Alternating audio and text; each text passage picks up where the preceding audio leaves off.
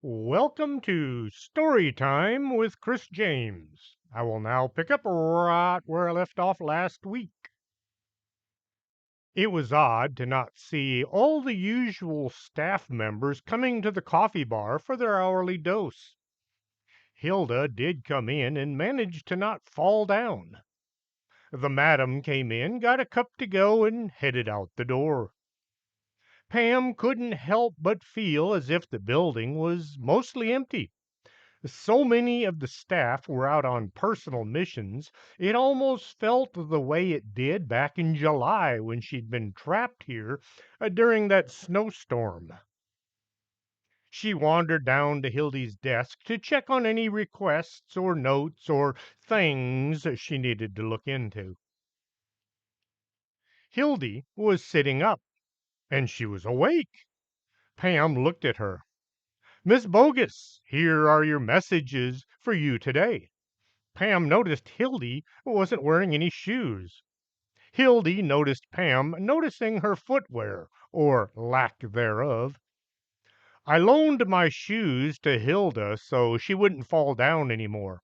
Well, at least she won't have that as an excuse." A pair of hot pink with black studs, platform high heels, were laying under the desk. Pam was amazed. One of the notes was from Robert Runningdeer. He wanted the bag company to look into something called Yeenald Lushi. Pam had to sound out the parts of the name. I'm surprised Hildy knew how to spell that word. The request said urgent, which was underlined several times. There was a second note from some law firm in Oklahoma. It said something about picking up her property. I don't have any property in Oklahoma. I've never even been to Oklahoma. Pam was about to walk out the door, but at the last second took a detour to the coffee shop and then the basement. She wanted to say hi and then bye to her dad. She walked over to her dad's almost building. Pam was about to step through the door opening, but she remembered to ring the bell. "Enter," sounded more like a command than a greeting. "Do you have an appointment?" Mrs. Oberhair gave Pam a mean look. Pam stepped up to the desk and then slid the coffee across the desk. "I brought you something to drink," she smiled. Mrs. Oberhair slid back a bit from her desk as if Pam had offered her a snake. She looked at the cup suspiciously. "What is this? Are you trying to bribe me?" She looked Pam up and down. "No, I just thought you might need a coffee break." Pam smiled some more. Mrs. Oberhair looked at the cup suspiciously some more. The smell was nearly too much. She could use a bit of a break. "How did you know I took cream but no sugar?" Still a bit of a demand in her voice. "I didn't. Mr. Techno can figure out what a person takes in their coffee just by guessing." Pam suspected maybe this was his paranormal ability. Mrs. Oberhair grabbed the cup and took a slight drink, followed by a big gulp. "Mr. Bogus, your father, is in his laboratory." She handed over the visitor's badge. "Don't get caught. Go right in." Pam had channeled a business Pam and thought maybe nobody had ever tried being nice to her dad's receptionist. Al was standing half inside the huge oven. Pam thought it might be one they had used to get back from Merkel's just last weekend. "Ah, Pam, I'm glad to see you. I needed to ask, have you figured out how you got this thing to transport you three from there to here?"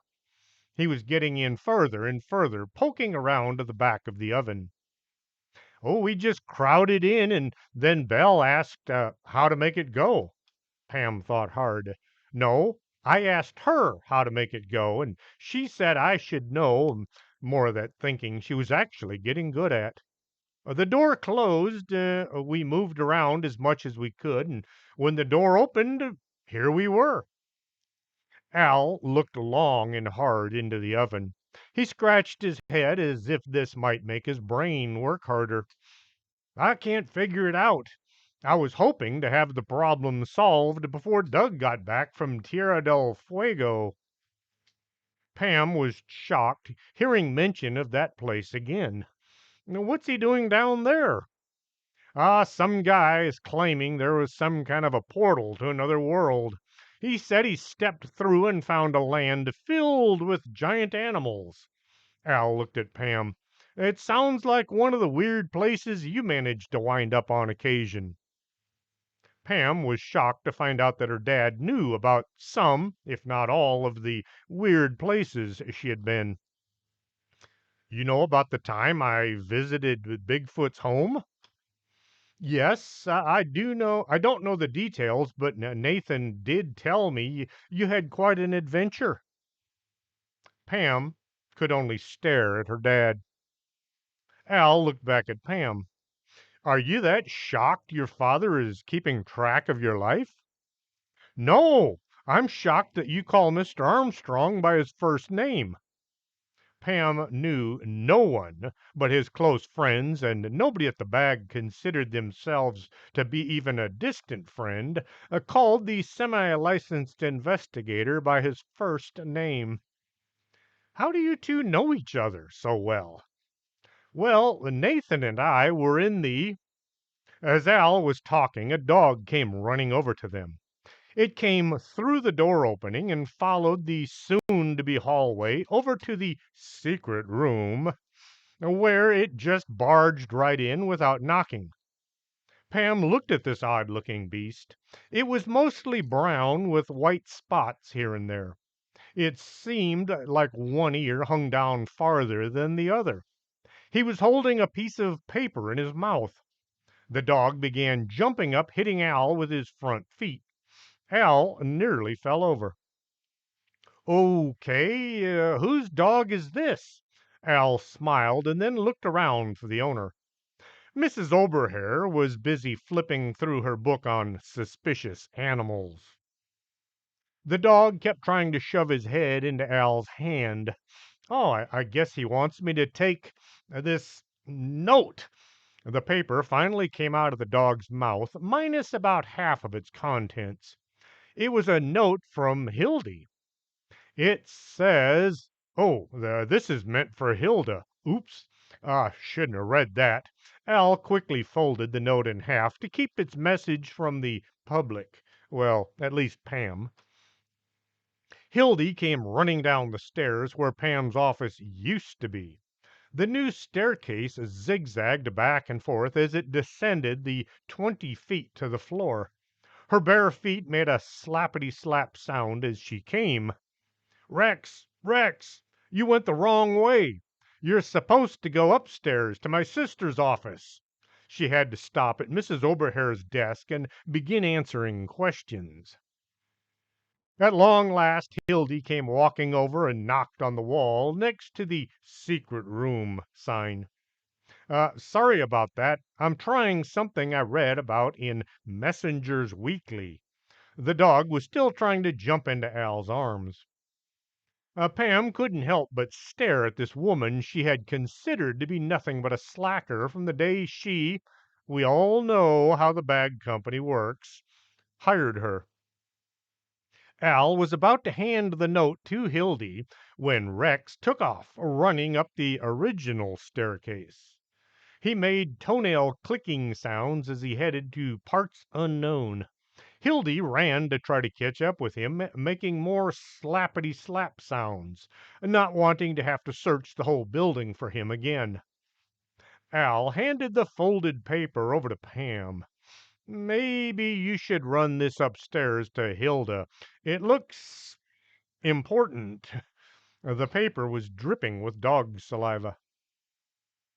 Pam was stepping onto the second floor when her overdeveloped curiosity gland began to itch. What was on this note, and why had it made her dad look so shocked? She wanted to look, Just a peek. Just see what was written on the. Oh, howdy, Pam. Hilda was stepping out the door to her office. Pam felt guilty, as if she'd been caught reading somebody else's mail, which, well, she almost did. Read it, that is. Oh, this is yours. Sorry about the condition. Rex was supposed to deliver it, but he got confused. Do dogs get confused?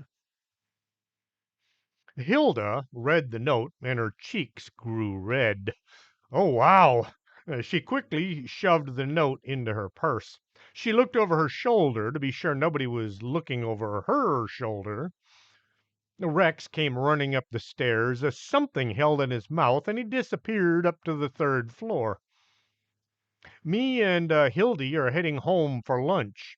Our aunt from Romania is in town, and we wanted to get caught up on things. The pair turned and started down the stairs. Pam took note of the fact that Hilda was wearing Hildy's shoes. Well, at least she had on a pair of old beat up running shoes. She began to wonder what the twins were going to do about footwear from here to their home. Hilda sat down in front of Hildy's desk and pulled one shoe off. She handed it across to her sister. Hildy laced it up and then leapt to her feet. Hey, you forgot the other one! She ran out the door to try and catch her sister and her other shoe. Pam watched as Hildy tried to convince her sister to relinquish the other shoe. Oops. As long as they're not the same person. I don't care. She sat down at the desk and waited for something to happen. The phone rang. Pam lifted the handset and said, Yes? Then she remembered where she was. Thank you for calling the bag company. She was a bit out of practice. This is Robert Running Deer. You said somebody would drop by to look into that little matter we discussed. Pam nearly jumped out of her chair. Yes, Mr. Robert. No, Mr. Deer. Running Deer. Sorry, things got a little out of hand around here. Pam was about to go into a long description of things when she realized she didn't have to make excuses. I'll be right over. She got the address, left a sign saying, Head on up or down to your favorite member, and headed out to her pickup. Pam was driving out of the parking lot thinking she was doing a great job of not forgetting anything and getting some staff problems ironed out. As she was about to pull around the corner, she remembered Sarah was somewhere in the office and would be upset to know that Pam had not offered to take her along on an investigation, even if it was only a pre-investigation. She drove back to ask her minion if she wanted to tag along. Sarah wanted to stay and watch Wilma turn into whatever it was she was going to turn into next. Robert Running Deer was staying at a hotel out by the airport. Pam thought better than to meet someone, especially a man, or a stranger, or a strange man, in a hotel room, or any room for that matter. She pulled into the parking lot only to realize she didn't have his room number. A quick check of her cell phone made her realize she didn't have his phone number either. Pam could either drive all the way back to the office and hope Mr. Running Deer called again and he wasn't too upset about their lack of attention towards their clients, or she headed to the front office. As Pam was walking in, a tall young man with long black hair was walking out. He even held the door open for her. Pam quickly realized that this might be the person she was looking for. Mr. Running Deer? I'm Pam Bogus from the Bogus Anomalous Group. I'm glad you could make it. The finally was not so much implied. Mr. Running Deer gave the old man standing behind the counter looking at them a quick look. Maybe we should find some place a bit more private to talk. They wound up sitting on the tailgate of Pam's pickup. She saw the old guy at the counter kept eyeballing them. Is he okay? That's just the manager. He's a bit. No, he's a lot weird. I think he thinks we're out here talking about him right now. He thought about what he just said, which I guess we are. Pam did her best to not stare at the old guy who was staring at them. I would have come by your office, but I don't have a car. He was tall and dark, almost a movie hero look. Pam wondered if he was married for just a second. I guess I could have called one of those goober drivers. Thanks for coming over. You said something about needing help finding a ye old Nalgahide or something like that. Ye Naldalushi. It's a person, not a thing. Well, although you could call it a nasty thing, too. Is it a relative or someone who owes you money? Pam had a I need help form out, ready to take notes. It's a nasty, horrible witch, you people would call it. He looked around to be sure nobody was close enough to overhear. You people would call it a skinwalker. This word was nearly too low to hear. Pam had heard this word before many times on TV. There was a ranch with that name where really weird things kept happening. UFOs and portals and monsters and things. Okay, you need the bag company to find a skinwalker? This last was just above a whisper as well. Yes, I need to find it so I can kill it. Kill it? Pam thought about all the things she had heard about skinwalkers. They were Indian, feather, not dot, witches. Not witches like Belle, but nasty, evil people who would stop at nothing to gain whatever it was they wanted. If you kill someone, isn't that murder? Pam knew what murder was. She watched a lot of TV. She wanted to know if Robert knew. Skinwalkers have no right to remain alive. I have been chosen by my tribe, well, a few of them, mostly my closest friends, to hunt down this evil thing and dispose of it. Robert tried his best to look heroic and stalwart. A stalwart means resolute, determined, committed, not like being committed to an institution, but committed as in unfaltering. Pam didn't want to have anything to do with hunting down someone and killing them. This could have a serious impact on her future plans to not wind up in jail. Ever. Her overdeveloped sense of duty, which she didn't actually have a duty, to protect her community. Well, Pam wasn't a sworn law enforcement person and had zero duty to act. Pam still found herself being driven to look into this request for help. How do you know this person you're looking for is a skinwalker? She still had the I need help form out, but she had wound up drawing a picture of the old guy who was still looking out the window at them, mostly at her. She flipped the form over so she would be ready to take notes. He can turn himself into a coyote, an owl, or even a raven, and he turned into my grandfather once.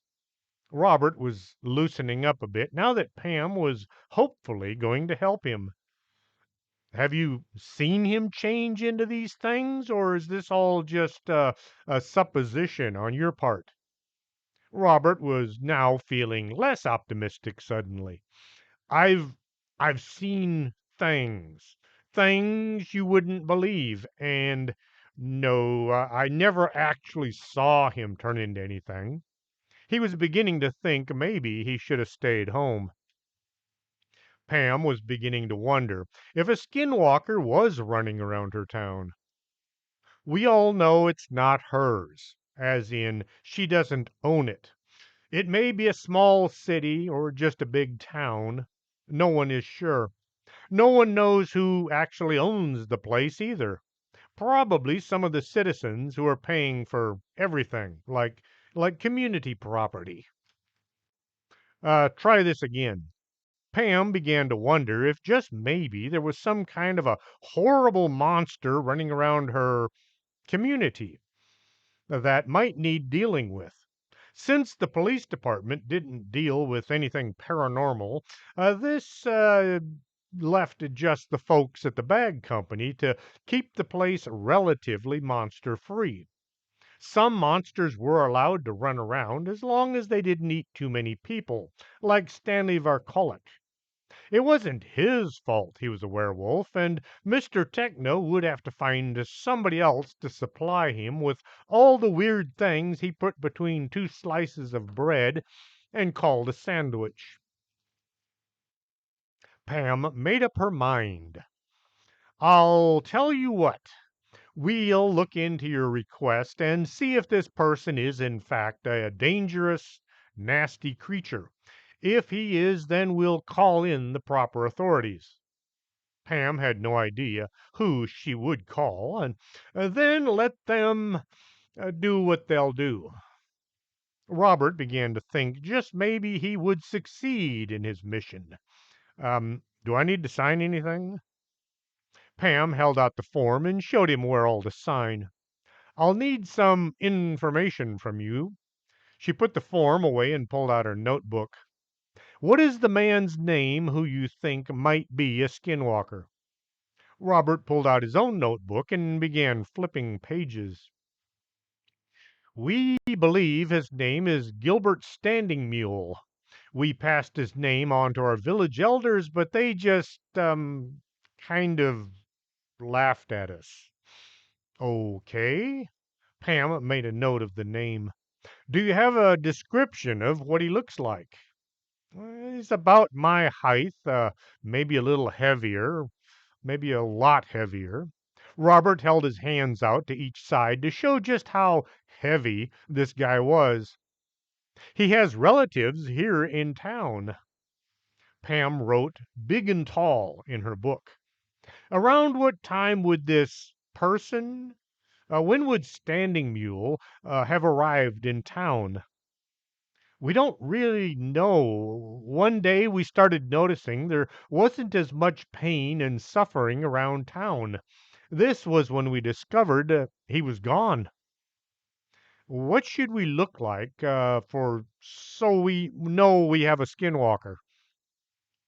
They inflict pain and suffering on people living around them.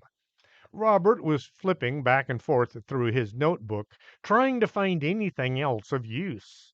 Most of the pages were blank. Pain and suffering. It sounds like a typical politician. Pam wrote down, look at all politicians. Pam looked over her notes and saw she only had a few. Name, general description, pain and suffering. I'll get the investigators working on your case. Are you staying in town, or will you be heading back home? I don't have much money, so I'll head back home. Here's my phone number so you can call when you find this nasty, horrible, rotten creature. He handed Pam a piece of paper with his name and phone number on it. As she was driving out of the parking lot, Pam saw the old guy was still looking at her. Pam was on her way back to the office. She made a mental note of who she could get to work on finding this skinwalker. Let's see. Dolores and Hortense, well, they're both out of town. Bill needs a photo to find anything. Manuel is looking for a missing painting, something called The Crying Boy. George and Wanda, they're both in England visiting her family.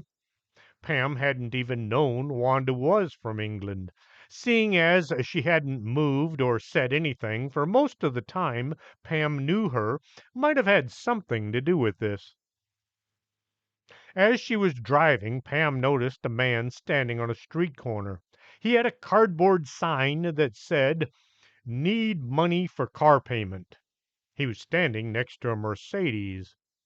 Pam kept going, but asked herself, does that qualify as pain and suffering? Pam had an aha moment. She headed to the office. I need you to ask around to see if any of your clients have encountered any kind of shapeshifters running around town making life interesting for people. Pam was sitting at the kitchen table, watching as Carol tried to convince a huge gray cat that he was not the Emperor of the North. So far, it looked like the cat was winning. Oh, you mean like Stanley? Carol couldn't help but feel as if she should bow down to this cat for some reason. Find out if there has been any increase in pain and suffering in the past couple of weeks and where it seems to be centered. Pam went to the basement, or the pit of despair, as Mr. Armstrong liked to call it. He'd stayed up late trying to come up with a name with as much disenthrallment as he could. It wasn't that he was trying to keep people away, he just wanted their trip downstairs to be more thrilling than just clomping down the stairs. What can I do for you, sister? Mr. Armstrong was back to his old ways. Do you know anything about a skinwalker? She began busy. She got busy getting him up to date on this new case. Next, Pam went to see Belle. Can you feel any kind of magic going on around you or around town? Belle was doing inventory, so she'd know which ingredients she was low on or simply all out of. Yes, but it's not right to spy on other witches when they're doing things. She moved a few jars. What did I do with my eye of newt? What if it's an evil witch? More like a nasty monster that is only called a witch. Like an impostor? Belle thought just maybe an impostor that could do magic wasn't much of an impostor. Well, I guess I could keep my feelers out. Pam got busy telling her about the skinwalker as well. Pam walked in the door and found Paula rearranging the furniture. She had drugged the couch around the room several times only to move it back to where it had been for the past 10 years. Al's recliner was now closer to the patio door. Paula was quite surprised to see her kid home so early. She was even more surprised when Al walked in a short time later. I need something to round out this room. Paula was still recovering furniture from the great snowstorm of July. Anything that would burn had been used to stay warm. Slowly, things were getting back to as close to normal as they ever would. Paula refused to use credit cards for anything, so she had to wait on funds coming from Al and sometimes Pam. The dining room furniture had survived only because everybody would gather around the table once or twice a day to see what was new and what they could eat. For dinner, Paula had made some kind of chicken and vegetable pizza. She'd used twice as much mozzarella as she needed to make up for all of the missing cheese from last week. Pam recovered it. Pam discovered it wasn't bad as long as you didn't think about pizza while eating it. Once the dishes were washed and dried and put away, her folks headed out the door en route to some new or used furniture store. Pam got busy researching skinwalkers and doing her homework at the same time. It didn't take long for the two subjects to get quite thoroughly mixed together. Chapter 4: Sunday. Once the Sunday things had been addressed and completed, Pam drove the 3 doors over to pick up her minion. Sarah wanted to pick up some supplies from Hobby Lobby. Seeing as it was Sunday, her favorite store was closed, so they had to go to her second favorite store. As Pam drove, she kept an eye out for any kind of Skinwalker activity. She wasn't sure what that might be, or look like, or even if it would be seeable, but she kept watch for anything. As they were driving, Pam spotted a man walking across a parking lot. As she watched, he slammed his toe into one of those car stopper devices. The man grabbed his right foot and yelled something unintelligible and rude. Well, that looked painful. She made a mental note of it. Once at the store, Pam grabbed one of those little bitty shopping carts that you only find in certain stores. You'd think they'd use bigger carts so that people could buy more. A woman went by pushing a cart piled 3 feet above the top of the cart. Her son, well, Pam assumed it was her son, was pushing a second cart that was nearly as full. They went up one aisle and down the next. Pam thought Sarah knew what she was looking for until Sarah said, "I'm not too sure what to buy. I just had to get out of the house. Mom is planning Sandy's birthday party, and I'm in charge of the decorations." The sound of something big and breakable hitting the floor came with a crash from the other end of the store. Pam pulled Sarah to the safety, well, concealment of the shelves. She listened for the sounds of screaming and running feet and monsters drooling. Any of the things telling her there was a dangerous thing ahead and it was heading their way. The sound of music came from the speakers on the ceiling. Muffled conversations could be heard all around. Pam peeked around the end of the shelf, looking for her adversary. A woman went by pushing a cart filled with cat decorations. Sarah tried to see what Pam was looking for, but not very hard. She had her eyes shut and her face was buried in Pam's shirt. "Is there a man-eating monster out there?" This was so low that Pam could barely hear her. "I don't see one." Pam saw several store employees walking towards the back where the sound had come from. One was carrying a broom. The pair got busy sweeping up some broken glass. One of the customers was busy apologizing profusely.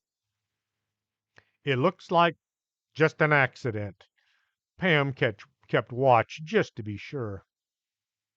It took a while, but Sarah got all the things she thought would be needed for a 10-year-old's birthday party. "I thought you said this was for Sandy's birthday party." "It is." Sarah gave Pam a look.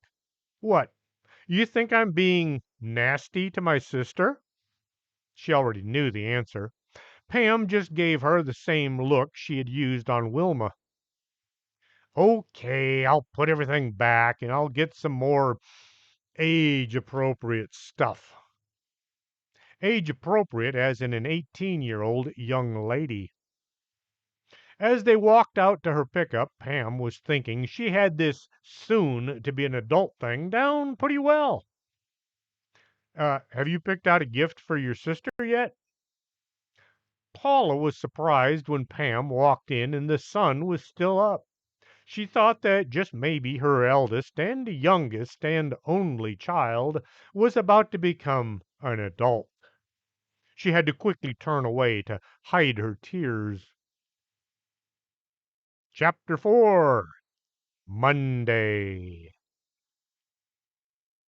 Pam was in her seat 5 minutes before the bell rang. She even had her homework all done. Her uniform was clean and on the right side out. Mrs. Grampus kept looking over at her, thinking something bad was about to happen. She was paying so much attention to Pam that she accidentally stapled her thumb to a sheet of paper. As she was walking to her next class, one of the students opened his wall locker right into one of his fellow students. Man, pain and suffering seems to be increasing around here, Pam thought out loud. Mrs. Sandtiger told the class, even though the new home ec class was ready for use, it was off limits until next year. The school board had said it needed time for the paint to dry. Pam was walking out to her truck. Her uniform didn't have any holes in it. Nobody was en route to the hospital, and nobody had needed to call the police. At long last, Pam had her life pointed in the right direction. She had to admit her truck was looking better each time that she saw it. The paint looked as if it had just come out of a body shop. The glass was all so clear it almost looked invisible.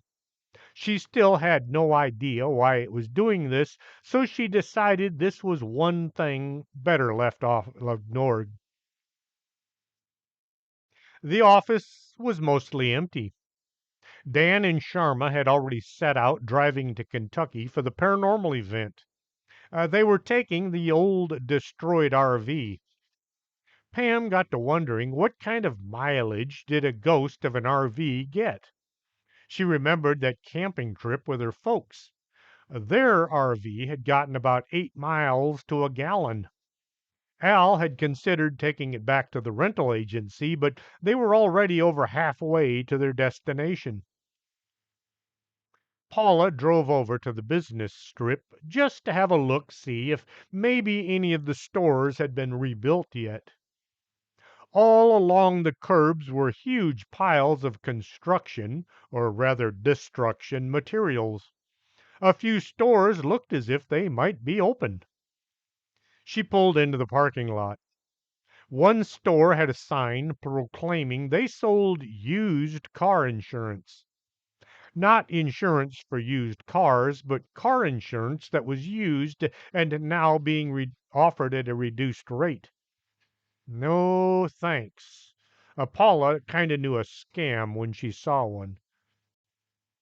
The next store had a sign saying that they sold collectibles. Everything on display was made of food.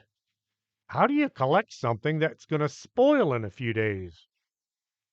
The old antique store was in sad shape.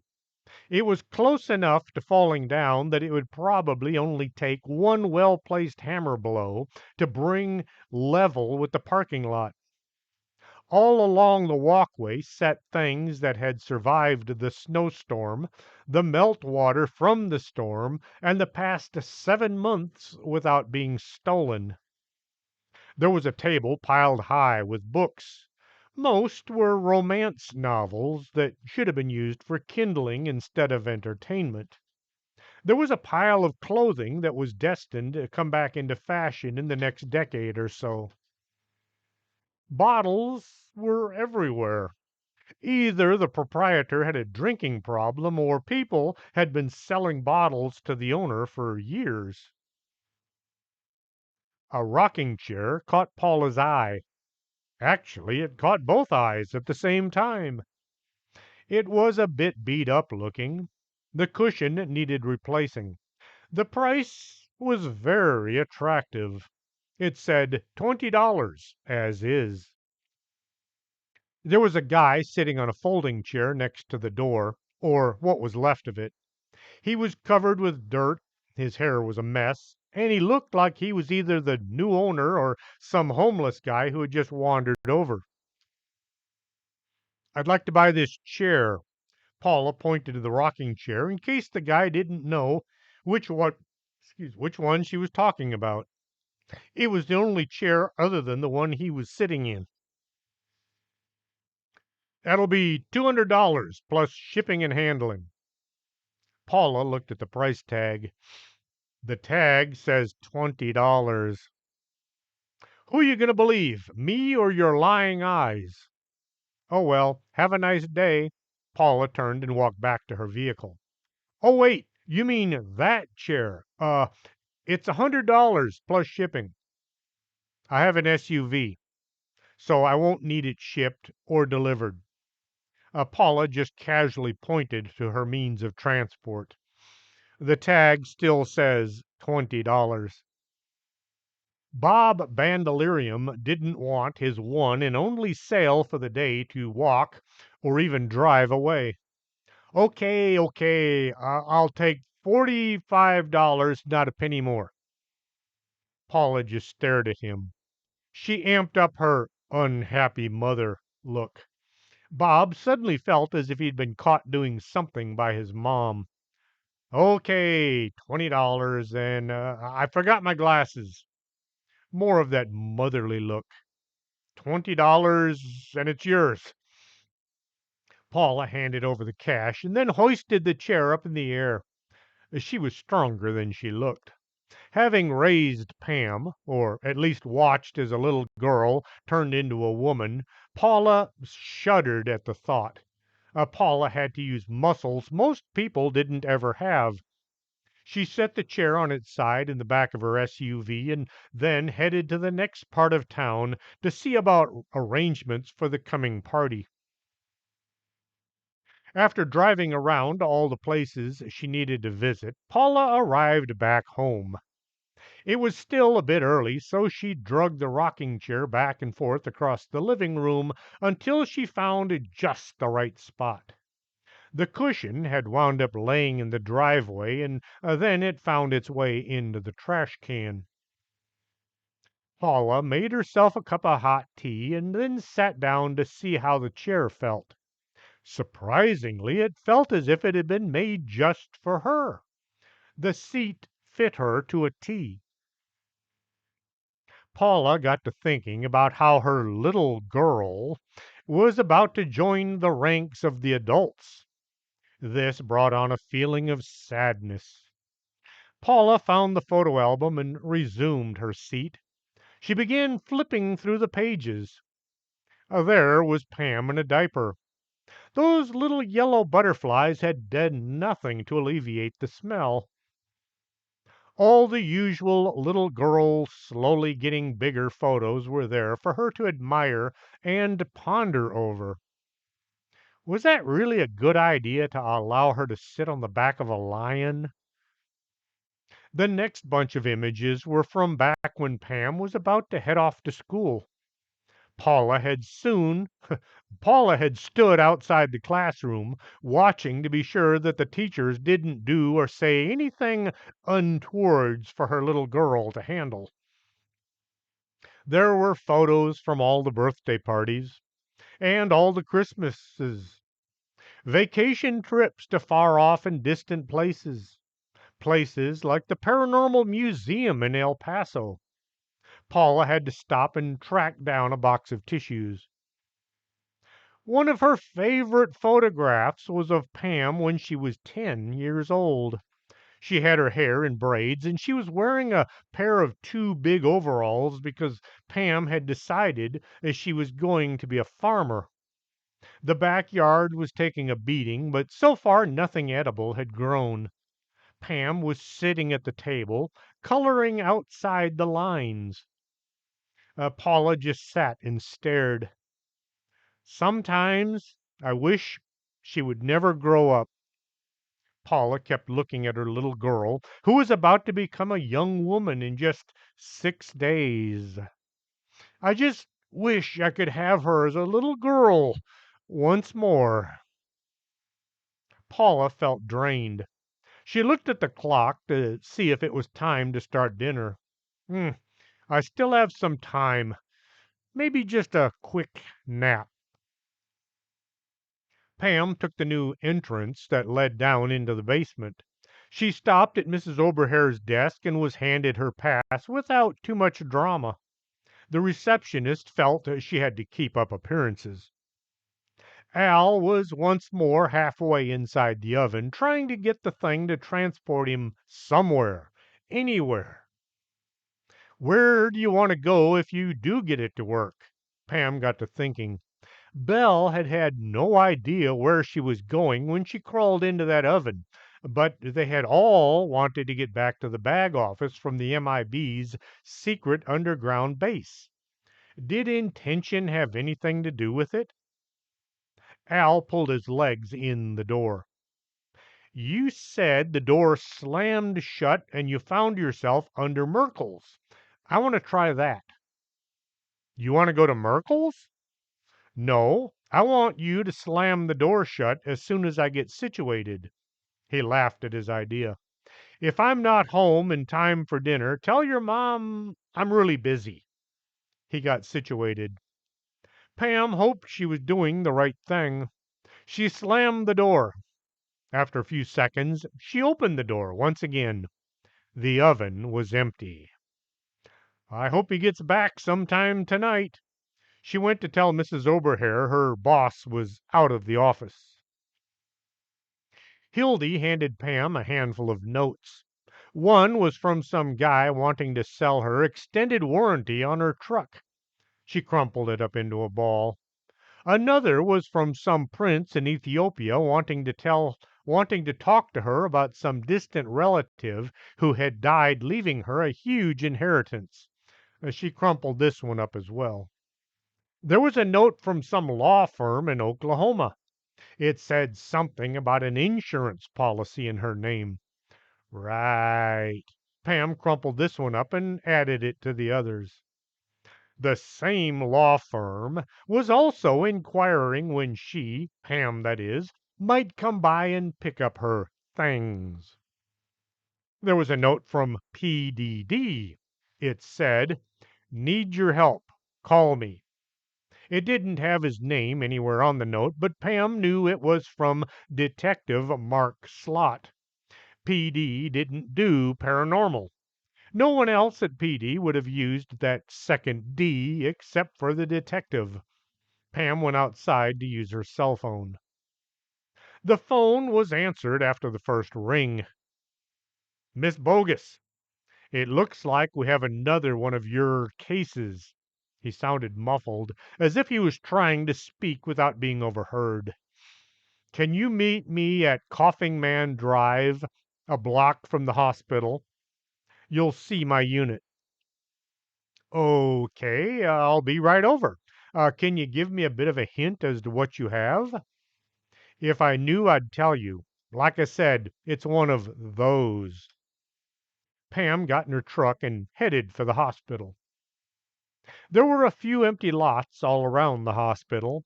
In front of one, there were several police cars, all with their overhead lights revolving.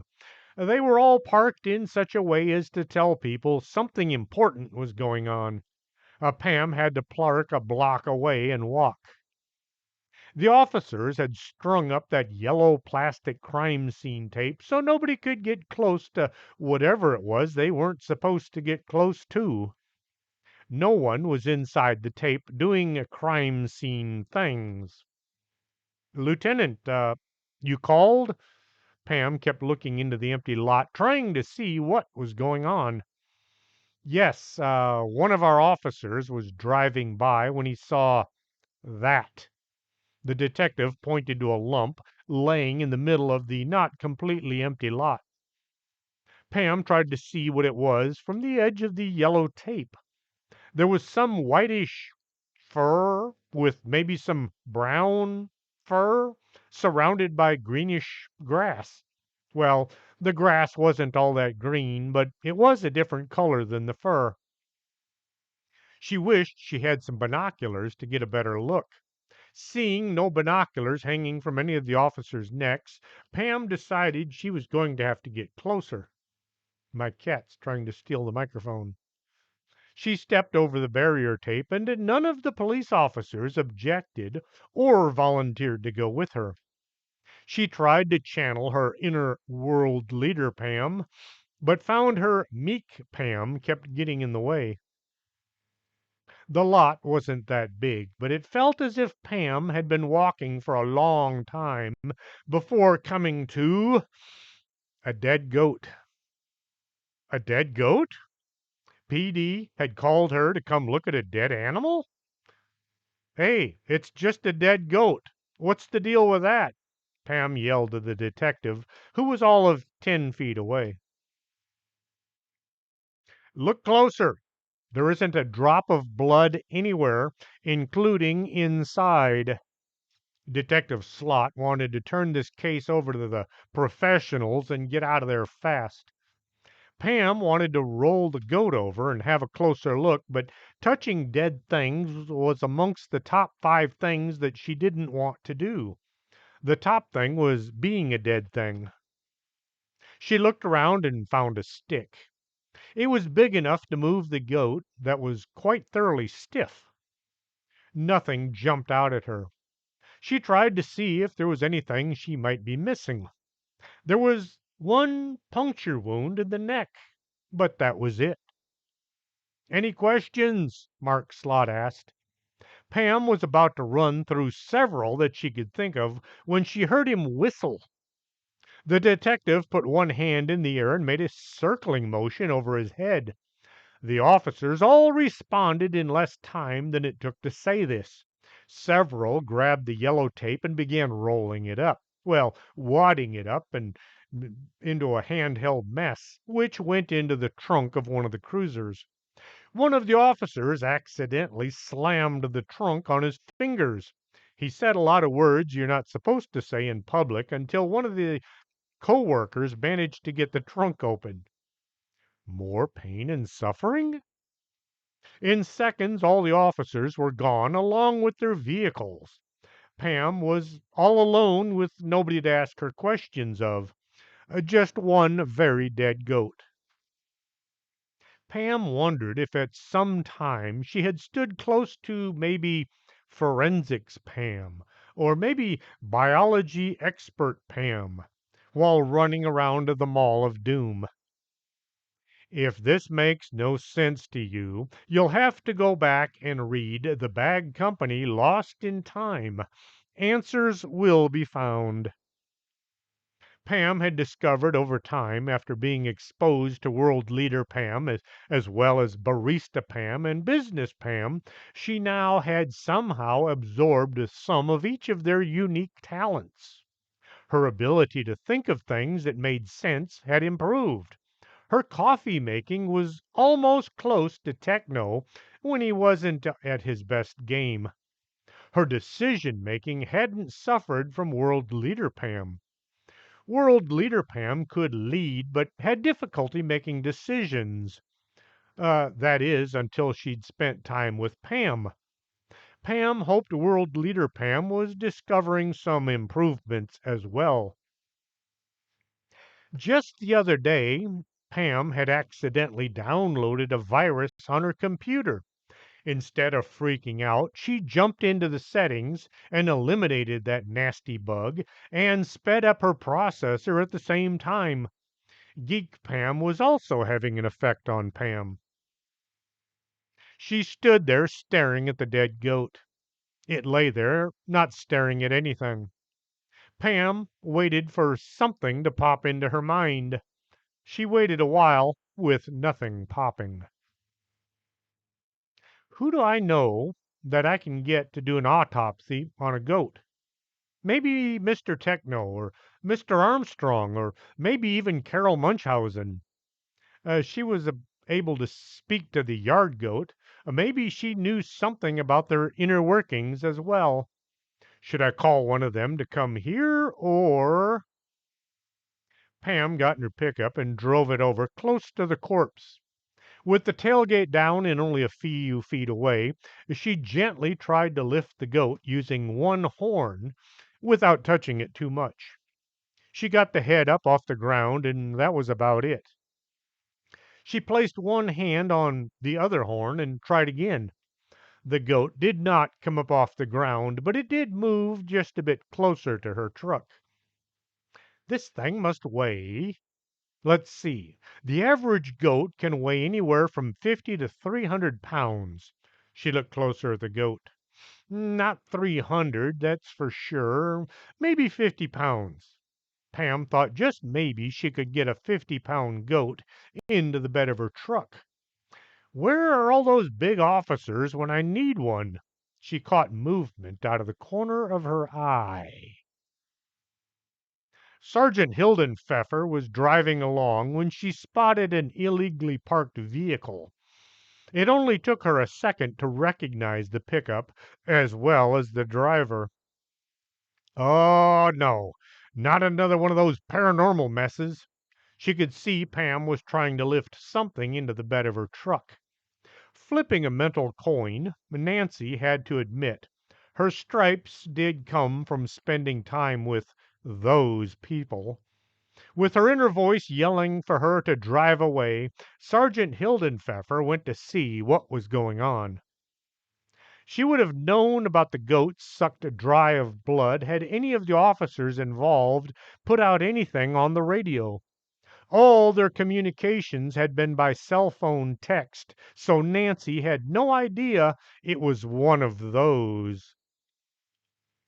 Should I ask what you're doing? And will it haunt my dreams from here on out? Nancy tried to not look at what this weird teenager was doing while still seeing what was going on. Officer, Sergeant Hildenpfeffer, I'm trying to get this goat into the back of my truck. Pam thought that really sounded wrong somehow. Nancy looked at the goat. She looked at the bed of the pickup. She reached down, grabbed the goat, hoisted it into the bed.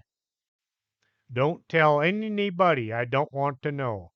Just take this thing to wherever it is you're taking it. Pam drove to the office with hopes of finding someone who knew how to conduct an autopsy on a goat. The parking lot was kind of empty. Mr. Armstrong was out on one of his wilder investigations. Hortense had left her car, catching a ride with Dolores. They must have put their differences aside to see about winning that huge prize. Pam thought about driving around back, but she didn't want the yard goat to see what was in the bed of her truck. I'll just run inside and see who can look into, literally, this body. Hildy was at her desk. She was wide awake, and the desk was cleared of everything not bag related. Miss Bogus, here are your messages. She handed over a handful of notes. My sister and I would like to take a few days off to show our aunt around town, if that's okay with you. Hildy looked at Pam and fluttered her eyelashes. Um, please? Yeah, sure. It's kind of slow around here anyway. Think you'll be available Friday? Pam didn't know if the sisters were interested in her birthday party, but she had to ask. Oh, of course. We wouldn't miss the big day. Hildy began straightening out the already straight desk in preparations of leaving. Pam walked into the library.